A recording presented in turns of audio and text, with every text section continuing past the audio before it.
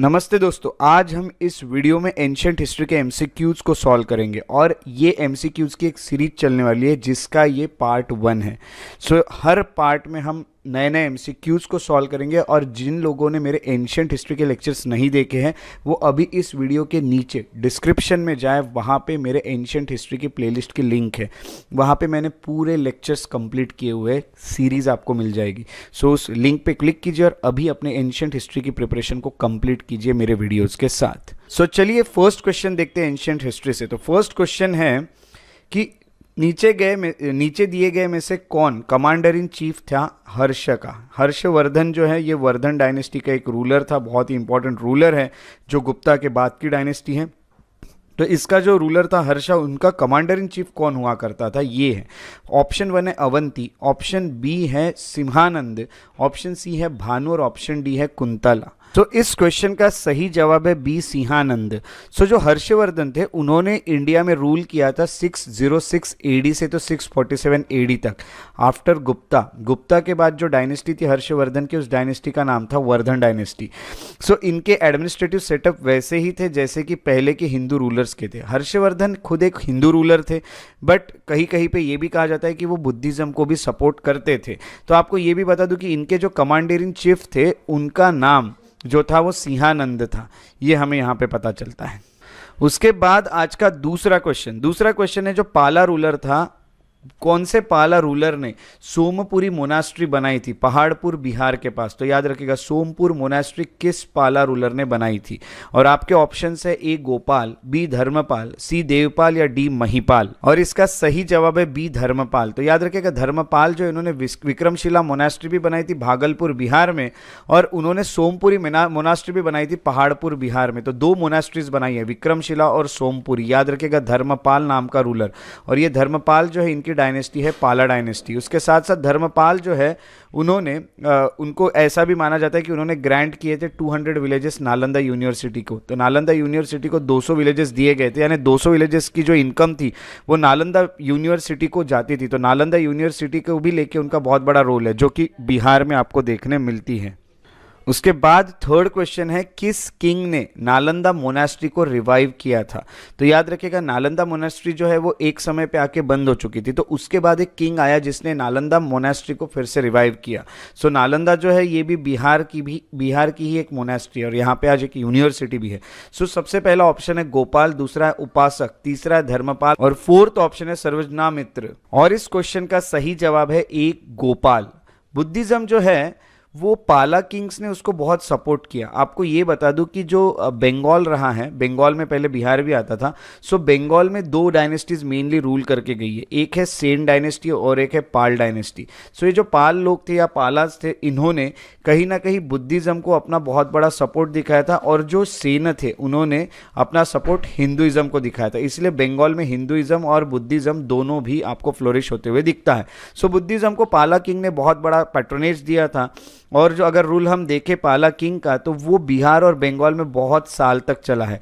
गोपाल जो है वो फाउंडर थे पाला डायनेस्टी के, और उन्होंने बुद्धिज्म को काफ़ी सपोर्ट भी दिखाया, और बुद्धिज्म को ही बढ़ाने के लिए नालंदा मोनास्ट्री जो है उसको भी उन्होंने रिवाइव किया था। तो मोनास्ट्री जो होती है बुद्धिज्म से रिलेटेड होती है, ये भी आपको याद रखना है। नेक्स्ट क्वेश्चन है कि कौन से टेम्पल्स अहिहोल के फेमस टेम्पल्स में से एक है। तो नीचे दिए गए कौन से टेम्पल्स अहिहोल के फेमस टेम्पल्स है, ये आपको बताना है। फर्स्ट यहाँ लिखा है लड खान टेम्पल, सेकंड जो है वो दुर्गा टेम्पल, थर्ड जो है वो है हच्ची मुल्लगुडी टेम्पल। सही ऑप्शन देखने हैं तो सही ऑप्शन में ऑप्शन ए है ओनली 1, ऑप्शन बी है 1 and 2, ऑप्शन 3 है 2 and 3 और ऑप्शन डी है 1, 2 and 3। और इसका सही जवाब है डी 1, 2 and 3। तो टेम्पल आर्किटेक्चर जो है वो चालुक्य रूल के वक्त बहुत ज़्यादा फ्लोरिश हुआ। चालुक्य लोगों ने टेम्पल्स बहुत ज़्यादा बनाए और आर्किटेक्चर भी बहुत अलग सा आर्किटेक्चर और बहुत अच्छा आर्किटेक्चर चालुक्य रूलर्स के वक्त आपको देखने मिला। चालुक्य रूलर्स ये साउथ के साइड में रूल करते थे, सदर्न इंडिया में रूल करते थे। अहिहोल जो है वहाँ पे लगभग आपको 70 टेम्पल्स देखने मिलते हैं, 70 टेम्पल्स। इन एडिशन टू अहिहोल कुछ टेम्पल्स आपको बदामी में और पट्टडक्कल में भी देखने मिलते हैं। और आपको ये बता दूं कि ये कर्नाटक रीजन के पार्ट हैं, और कर्नाटक जो है वहाँ पे आपको ये पूरे टेम्पल्स देखने मिलते हैं। सो इसके अलावा आपको ये भी बता दूं कि 3 टेम्पल जो है ही होल में पर्टिकुलरली बहुत ज़्यादा फेमस है, और वो है लाटखान टेम्पल, दुर्गा टेम्पल और हुच्ची मल्लीगुडी टेम्पल। ये तीनों टेम्पल जो है वो चालुक्य रूलर्स के वक्त बनाए गए हुए टेम्पल्स है, और तीनों भी है अहिहोल में सिचुएटेड है। उसके बाद आपका नेक्स्ट क्वेश्चन है कि नीचे दिए गए में से कौन सा अर्लीस्ट नोन चेरा किंग है। तो चेरा जो लोग थे उनमें से अर्लीस्ट चेरा किंग कौन था। फर्स्ट है उदयनजरल, सेकेंड है नेदुनजरल अदान करके है, थर्ड है सेंगुट्टीवन, और फोर्थ है कुड्डक्को इलानजरल इरमपोराई। सो ये जो नाम है ये थोड़ा साउथ के नाम है, अगर मेरे प्रोनाउंसिएशन में कुछ गड़बड़ हो जाती है तो माफ़ कीजिएगा, क्योंकि मैं नॉर्थ या सेंट्रल इंडिया को बिलोंग करता हूँ। इसका सही जवाब जो है वो है उडैनजरल। उडैनजरल जो है ये चेरा में one of the earliest Chera ruler था। चेरा डायनेस्टी जो है इसकी अगर बात करें तो चेरा किंग नेदुनजरल जो है ये एक तरह से प्रोमिनेंट किंग था चेरा डायनेस्टी का। उदयनजरल जो है ये पहला किंग, अर्लीस्ट नोन किंग है, क्योंकि इसके पहले कौन था ये हम बता नहीं सकते। और ऐसा कहा जाता है कि ये जो उदयनजरल है इसने 7 किंग्स को हराया था, और उसके बाद उसने टाइटल लिया था अधिराज। तो 7 राजाओं को हराने वाला ये राजा था, जो कि चेरा में से चेरा डायनेस्टी का था। उसके बाद का जो 6th क्वेश्चन है वो है ह्यूएन सांग जो है। ह्यूएन सांग एक चाइनीज पिलग्रिम था। ये जो था चाइनीज पिलग्रिम, या फिर हम इसको चाइनीज ट्रैवलर भी कहते हैं, ये ह्यूएन सांग इंडिया में आया था, और इसने इसके बारे में एक क्वेश्चन है। ह्यूएन सांग जो है gives a detailed account of a grand assembly held in 643 CE यानी कॉमन इरा, यानी इसको आप AD भी कह सकते हैं। तो वो कहाँ पे होती थी जो इसने ग्रैंड असेंबली की बात की है 643 AD में या CE में, जब ये इंडिया में आया था। तो ऑप्शन ए है उज्जैन, ऑप्शन बी है ठानेश्वर, ऑप्शन सी है कन्नौज, और ऑप्शन डी है नन ऑफ द अबव। तो इसका सही ऑप्शन है सी कन्नौज। कन्नौज जो है वहाँ पे जो रूलर रूल करता था वो हर्षवर्धन था, और जब ह्यूएन सांग इंडिया में आया तो वो हर्षवर्धन के किंगडम में गया था, और वहाँ के उसके हर्षवर्धन के किंगडम के बारे में उसने अपनी किताब में भी लिखा है ह्यूएन सांग ने। ह्यूएन सांग डिटेल अकाउंट देता है ग्रैंड असेंबली के बारे में, जो कि कन्नौज में होती थी 643 CE या फिर AD में। ऐसा कहते हैं कि यहाँ पे हिंदुइज्म वाले भी रिप्रेजेंटेटिव्स आते थे, जैनिज्म और बुद्धिज्म वाले भी आते थे। तीनों रिप्रेजेंटेटिव्स यहाँ पे आपको देखने मिलते थे तीनों रिलीजन के। और ह्यूएन सांग जो है या ज़ुएनज़ांग जो है, आपको ये बता दूं कि वो महायान डॉक्ट्रिन्स के बारे में भी इसमें बताता है। महायान यानी आपको बता दूं कि बुद्धिज़्म जो था it is divided into class, यानी हम कहेंगे कि it is divided into 2 sects. एक है महायान यानी एक है हिनायान। हिनायान यानी ये एक पुराना है, हिनायान पुराना है, और अगर महायान की बात करें तो महायान उसके बाद आया। तो हिनायान और महायान में डिफरेंस है। जिन लोगों ने बुद्धिज़्म के मेरे लेक्चर्स नहीं देखे हैं उनको एंशियंट इंडिया के प्लेलिस्ट में मिल जाएंगे, वहाँ मैंने हिनायान महायान दोनों के बारे में डिस्कस किया है। महायान जो है वो मूर्ति पूजा करते हैं, और हिनायान जो होते हैं सिर्फ बुद्ध के टीचिंग्स को मानते हैं। ऐसे 2 सेक्ट्स है, और ये जो पहला सेक्ट है हिनायान ये पुराना है, उसके बाद महायान आता है। और ये जो ह्यूएन सांग है ये महायान बुद्धिज़्म का सपोर्टर था, और हर्ष भी महायान बुद्धिज़्म को ही सपोर्ट करता था। तो कन्नौज असेंबली के बारे में ह्यूएन सांग ने लिखा हुआ है अपने बुक में। उसके बाद का नेक्स्ट क्वेश्चन है इंडस वैली सिविलाइजेशन के जो लोग थे mainly traded with the people of which of this civilization. वो कौन से सिविलाइजेशन वालों के साथ ट्रेड करते थे।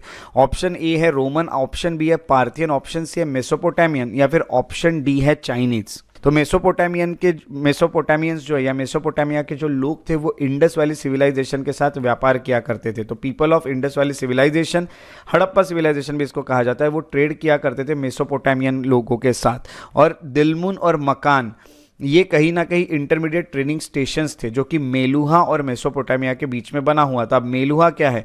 मेलुहा यानी हड़प्पा के लोग या इंडस वैली के लोग। तो मेलुहा ये अर्लीस्ट नेम है इंडस एरिया का। तो ये बाहर के जो लोग हैं मेसोपोटामिया वाले, वो इंडस वाले एरिया को मेलुहा कहते थे। ये चीज़ अच्छे से याद रखेगा। और बाकी प्लेसेस जो है वो इंडस वैली सिविलाइजेशन से रिलेटेड भी नहीं है, जो आपके ऑप्शंस में देखने मिली। ना ही चाइनीज, ना ही रोमन और ना ही पार्थियन। तो एक ही रिलेटेड है, वो है मेसोपोटामियन। आपको कमेंट सेक्शन में लिखना है कि मेसोपोटामिया जो है वो प्रेजेंट डे कहाँ पे, कौन सा एरिया है मेसोपोटामिया वाला, एट प्रेजेंट कौन सा एरिया है। नेक्स्ट क्वेश्चन है which of the book was written by Amoghavarsha. Rashtrakuta king था एक अमोघ वर्ष, उसने कौन सी किताब लिखी है। एक है सक्तयन, सेकंड है गणित सार समग्रह, सी है आदि पुराण, या फिर डी है कविराज मार्ग। और इसका सही आंसर है डी, कविराज मार्ग। कविराज मार्ग का मीनिंग होता है मार्ग यानी रॉयल पाथ और कवि यानी पोएट। तो पोएट का रॉयल पाथ जो है वो कविराज मार्ग है और इसको लिखा है राष्ट्रकूटा किंग अमोघ वर्ष फर्स्ट ने।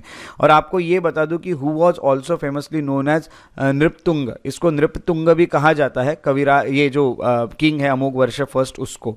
और अर्लीस्ट अवेलेबल राइटिंग है जिसमें पोएटिक, रेटोरिक एंड ग्रामर ये तीनों चीज़ें देखने मिलती है और वो कन्नड़ लैंग्वेज में है। सो पोएम से लेके हर चीज़, ग्रामर और सब कुछ आपको देखने मिलता है और ये कन्नड़ लैंग्वेज में, और इसको लिखा गया था 850 एडी के अराउंड। तो याद रखेगा कविराज मार्ग was written by Amoghavarsha first Rashtrakuta king. 9th question, which of the following was not mention in Dhamma. जो धम्म है उसमें क्या मेंशन नहीं है। तो बुद्धिज्म में धम्म होता है। सो अशोक ने भी अपना धम्म बनाया था। सो जो अशोक थे ये मौर्यन डायनेस्टी के किंग थे और इन्होंने धम्म बनाया था। तो आप देख सकते हैं कि ये क्या चीज़ें धम्म में नहीं है। ए है चैरिटी, बी है पैटर्नलिज्म, सी है ओबीडियंस टू पेरेंट्स और डी है फेथ इन संघ। और ये जो क्वेश्चन है इसका सही आंसर है D, that is faith in संघ। आप अगर देखोगे तो मेजर रॉक एडिक्ट्स और पिलर एडिक्ट्स अशोक बनाया करता था। रॉक एडिक्ट्स में वो अशोक जो था ये किंग, ये कहीं ना कहीं वहाँ लिखा करता था रॉक्स पे, और पिलर्स पे भी वो लिखा करता था अपने जो एडिक्ट्स है वो। यहाँ पे डिटेल्स दिए अशोक के धम्म के बारे में। और वहाँ पे आप देखोगे तो धम्म में हम कहेंगे कि are said to be people of few faults, many good deeds, mercy, charity, truth, purity, ये सब लिखा है। अशोक ने मेंशन किया है कि कौन से बिहेवियर होने चाहिए धम्म को फॉलो करते हो। उसमें यह भी कहा है कि अपने पेरेंट्स को ओबे करो, उनके ऑर्डर्स को फॉलो करो, अपने एल्डर्स को रेस्पेक्ट और ओबे करो, अपने टीचर को ओबे करो, यानी obedience to parents, elders and teachers. उसके अलावा फ्रेंड्स को लेके कंसर्न रखो, उनकी जब हेल्प लगती है उनकी हेल्प करो, और रिलेटिव्स के लिए भी कंसर्न रखो। ब्राह्मण्स को गिफ्ट्स दो और श्रमनाथ जो लोग हैं उनको भी गिफ्ट्स देते जाइए। और एब्सटेंशन फ्रॉम किलिंग यानी किसी की हत्या मत करो। अच्छी ट्रीटमेंट करो स्लेव्स के साथ, good treatment towards slaves. Servants जो आपके यहाँ जो नौकर रहेंगे उनके साथ, या फिर जो पुअर होते हैं उनके साथ अच्छी ट्रीटमेंट करो। और कहीं ना कहीं मॉडरेशन रखो अटैचमेंट ऑफ पोजेशन में, यानी ज़्यादा चीज़ें अपने पास पजेस मत करो, अपने पास ज़्यादा चीज़ें मत रखो। जितनी ज़्यादा चीज़ें रखोगे उतना आपको टेंशन बढ़ते जाएंगे, उतना आपका माइंड भी पोल्यूट होते जाएगा। तो जितना कम हो सके उतनी चीज़ें पजेस करो, लिमिटेड चीज़ें हमारे पास होनी चाहिए। ये सब चीज़ें धम्म में लिखी है, बट कहीं ऐसा लिखा नहीं है कि संघ में आपको फेथ, विश्वास होना चाहिए। तो बुद्ध ने संघ की बात की थी। अगर बुद्ध के 3 जेम्स की बात करें बुद्धिज़्म के, तो एक है बुद्ध 3 जेम्स, ये नोट डाउन कीजिएगा। दूसरा है धम्म यानी धर्म, और तीसरा है संघ। बट अशोक ने संघ की बात नहीं की है। ओके, सो ये है हमारा आज का आखिरी क्वेश्चन जो कि था अशोक के ऊपर। चलिए अब नेक्स्ट क्वेश्चन की ओर बढ़ते हैं। The famous episode of Manu's division of property among his son is mentioned in which of the following Samhita. आपको ये बता दूं कि मनु जो है, मनु एक ऋषि थे जिन्होंने मनुस्मृति लिखी है। सो उन्होंने कहीं ना कहीं एक लिखा है डिवीजन ऑफ प्रॉपर्टी के बारे में। जब हुआ था कि उनके बेटे के बीच में उनकी जो प्रॉपर्टीज़ है ये कहीं ना कहीं डिवाइड हुई थी, तो वो किस संहिता में उसके बारे में मेंशन है। ए है चरक संहिता, बी है तैत्रेय संहिता, सी है कश्यप संहिता और डी है बृहत संहिता। और इसका सही ऑप्शन है तैत्रेय संहिता। तो बी ऑप्शन, तैत्रेय संहिता में मनु के डिवीजन ऑफ प्रॉपर्टी के बारे में लिखा है कि मनु की जो प्रॉपर्टी वो डिवाइड हो जाती है अमंग हिज सन। सो इस तरह से हमारे आज के एमसीक्यूज का पार्ट 1 रहा एंशिएंट का। आई होप आपको ये वीडियो नॉलेजेबल लगा हो। सो हम मिलेंगे अगले वीडियोज में, तब तक के लिए अपना ख्याल रखिए। Take care and have a good day.